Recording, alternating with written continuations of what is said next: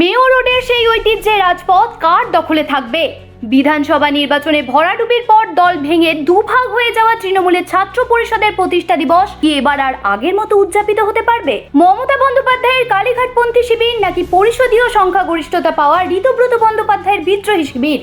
আসলে শক্তি কার বেশি? আগামী শুক্রবার 28শে আগস্টের সমাবেশ ঘিরে মেয়ো রোড নিয়ে যে টানাপোড়েন শুরু হয়েছিল, অবশেষে হাইকোর্টের হস্তক্ষেপে তার অবসান ঘটল।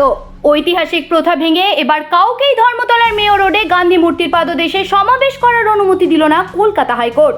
পুলিশ অনুমতি না দেওয়ায় কালীঘাট শিবিরের হয়ে আদালতে আবেদন করেছিলেন প্রিয়াঙ্কা অধিকারী এবং ঋতব্রত শিবিরের হয়ে সুদীপ রাহা। তবে বিচারপতি সৌগত ভট্টাচার্যের একক বেঞ্চ স্পষ্ট জানিয়ে দেয়, দলের অভ্যন্তরীণ রাজনীতিতে আদালত নাক গলাবে না।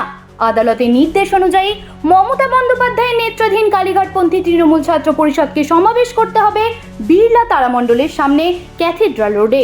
অন্যদিকে ঋতব্রতপন্থী শিবির তাদের কর্মসূচি পালন করবে ধর্মতলার রানী রাসমণি এভিনিউয়ে। শুধুমাত্র স্থান বদলই নয়, সমাবেশের ওপর একগুচ্ছ কঠোর আইনি শর্ত বেঁধে দিয়েছে আদালত।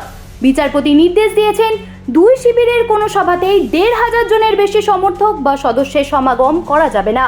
সভার সময়সীমা নির্ধারণ করা হয়েছে দুপুর 12টা থেকে 3টে পর্যন্ত। পাশাপাশি সাধারণ মানুষের সুবিধার্থে দুটি রাস্তারই এক পাশ যান চলাচলের জন্য সম্পূর্ণ খোলা রাখতে হবে। কর্মসূচি যাতে শান্তিপূর্ণভাবে চলে এবং যান চলাচল স্বাভাবিক থাকে, সেজন্য বুধবারের মধ্যে উভয় পক্ষকেই অন্তত 20 জন করে দলীয় স্বেচ্ছাসেবকের নাম ও মোবাইল নম্বর কলকাতা পুলিশের যৌথ কমিশনারের কাছে জমা দিতে হবে।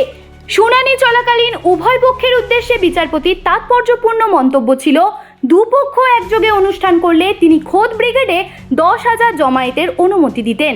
এর আগে 21শে জুলাইয়ের শহীদ দিবসের কর্মসূচির ক্ষেত্রেও একই ধরনের সমীকরণ তৈরি হয়েছিল।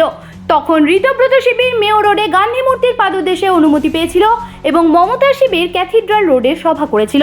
তবে আদালতে বারবার সভার অনুমতি চাওয়ার প্রক্রিয়া এবং ডেকোরেটর, মাইকম্যান ও হোটেল মালিকদের ভয় দেখানোর অভিযোগে ক্ষোভ প্রকাশ করেছেন মমতা বন্দ্যোপাধ্যায়। তিনি প্রশ্ন তুলেন, গণতন্ত্র ও সংবিধান থাকা সত্ত্বেও বিরোধীদের গণতান্ত্রিক আন্দোলনে কেন বাধা দেওয়া হচ্ছে? অন্যদিকে রাজনৈতিক মহলে প্রশ্ন উঠছে, রাজনৈতিক জনসভায় আদেও কি সমর্থকদের সংখ্যা ১৫০০-এ বেঁধে রাখা সম্ভব, নাকি 21শে জুলাইয়ের মতোই ভিড় উপচে পড়ে ফের বিষয়টি আইনের পথে এগোবে? হাইকোর্টের এই রায়ের পর রাজ্য রাজনীতিতে যখন বিতর্ক তুঙ্গে, ঠিক তখনই এই রায় ও সভার স্থান নির্ধারণ নিয়ে মুখ খুলেছেন তৃণমূল মুখপাত্র কুণাল ঘোষ। চলুন শুনে নেওয়া যাক তার প্রতিক্রিয়া। আমি এই নিয়ে এখন কোনো মন্তব্য করব না, কারণ কোর্টের রায়। আমরা এইটুকু জানি যে মমতা বন্দ্যোপাধ্যায় যেখানে, তৃণমূল কংগ্রেস সেখানে। 21শে জুলাইও আমরা দেখেছি যে জোর করে কারা করতে গেলেন মেয়ো রোড, সব রকম বিজেপি এবং সরকারের সাপোর্ট নিয়ে প্লাস্টিকের চেয়ারগুলো বরাদ্দ করে। আর ক্যাথিড্রাল রোডে মমতা বন্দ্যোপাধ্যায়ের সভা জনজোয়ারে উপচে গেছিল।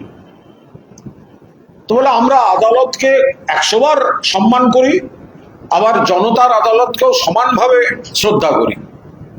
বাকিটা কোর্ট বলেছে, আমাদের দল এবং ছাত্র শাখা দেখবে।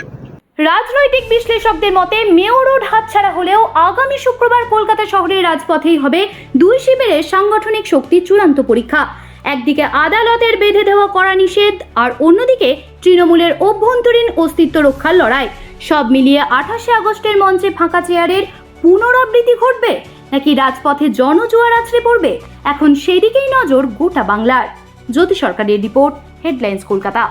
প্রস্রাবে মাঝে মাঝে ফেনা দেখা যাচ্ছে, অনেকে এটাকে স্বাভাবিকভাবে গুরুত্ব দেন না, কিন্তু এটি কিন্তু কিডনি রোগের একটি গুরুত্বপূর্ণ ইঙ্গিত হতে পারে। নমস্কার, আমি ডক্টর বিবেক মৌলিক, MBBS MD DM নেফ্রো। আমি কনসালটেন্ট নেফ্রোলজিস্ট, এখন নেফ্রো কেয়ারের সাথে অ্যাসোসিয়েটেড। প্রস্রাবে সামান্য ফেনা হওয়াটা অস্বাভাবিক নয়, এটা সারফেস টেনশনের সময় অনেক ক্ষেত্রে দেখা যায়। কিন্তু কিছু কিছু ক্ষেত্রে যদি আমরা প্রস্রাবে ফেনা বেশি পাই, তাহলে কিন্তু আমাদের চিন্তার কারণ বা আমাদের পরীক্ষা করা দরকার। যেমন যদি ফেনাটা ঘন ঘন হয়, যদি প্রত্যেকবার প্রস্রাব করার সময় ফেনা আমরা পাই, চোখের তলায় ফোলা ভাব আমরা দেখতে পাই, হাত পা ফুলছে সেরকম দেখতে পাই। নর্মাল কিডনিতে গ্লোমেরুলাস বলে একটি জিনিস আছে, যেটা আমাদের প্রোটিনকে প্রস্রাবের সাথে বেরোতে দেয় না। কিন্তু কিছু কিছু রোগ আছে, যেরকম ডায়াবেটিক কিডনি ডিজিজ, হাইপারটেনশন বা গ্লোমেরুলোনেফ্রাইটিস, যেখানে আমাদের কিডনি এই ছাঁকনির কাজটা করতে পারে না ঠিক মতো, তাই প্রোটিন বেরিয়ে যায়। এই ক্ষেত্রে আমাদের কি করণীয়, সেটা হলো, যদি আমরা দেখি যে আমাদের প্রস্রাবে ফেনা ভাবটা থেকে যাচ্ছে বা যেগুলো বললাম, তাহলে আমাদের অতি তাড়াতাড়ি একজন ডাক্তার বা নেফ্রোলজিস্টকে দেখানো উচিত। এই বিষয়ে যদি আপনাদের কোনো প্রশ্ন বা জিজ্ঞাসা থাকে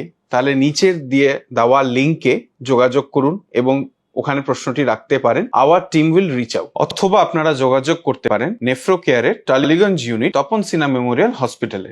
Ma, there's this new Bengali matrimonial website, BABandhan.in. It's safe, verified, and just for us. Really? देर न करें, आज ही रजिस्टर करें।